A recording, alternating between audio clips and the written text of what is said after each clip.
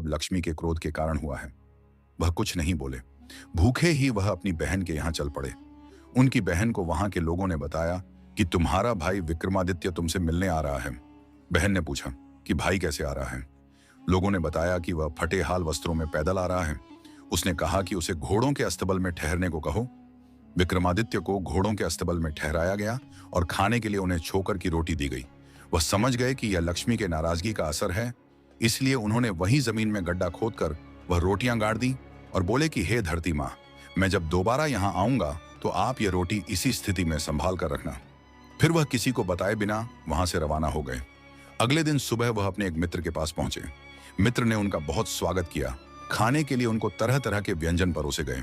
जब राजा विक्रमादित्य खाना खाने बैठे तो उन्होंने देखा कि खूंटी पर टंगा नौलखा हार खूंटी निगल रही है। वह समझ गए कि यह भी लक्ष्मी की एक चाल है, इसलिए उन्होंने अपनी सफाई में कुछ भी नहीं कहा।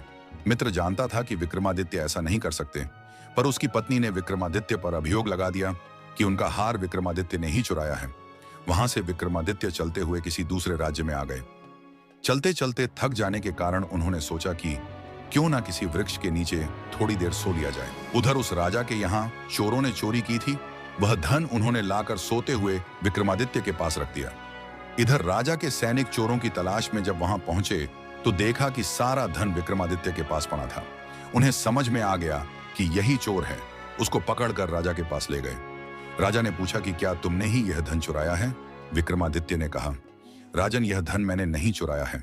पर उनको अपनी बात की सत्यता को सिद्ध करने के लिए कोई साक्ष्य नहीं था, इसलिए राजा ने सजा के रूप में उनके दोनों हाथ पांव कटवाने का हुक्म दिया। सैनिकों ने उनके दोनों हाथ पांव काट दिए और बाजार के बीचों बीच उन्हें फेंक दिया।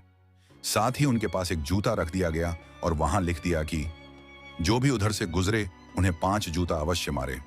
जो भी राही वहां से गुजरता उन्हें 5 जूते अवश्य मारता। एक बार उस राज्य का एक तेल निकालने वाला तेली उस राह से गुजरा जहां पर राजा विक्रमादित्य घायल अवस्था में पड़े थे। राजा ने उससे कहा कि हे मित्र, मेरे गांव पर मक्खियां बैठ रही हैं जो मुझे पीड़ा पहुंचा रही हैं, इसलिए यदि तुम मुझे थोड़ा सा तेल लगा दो तो तुम्हारा बहुत ही उपकार होगा।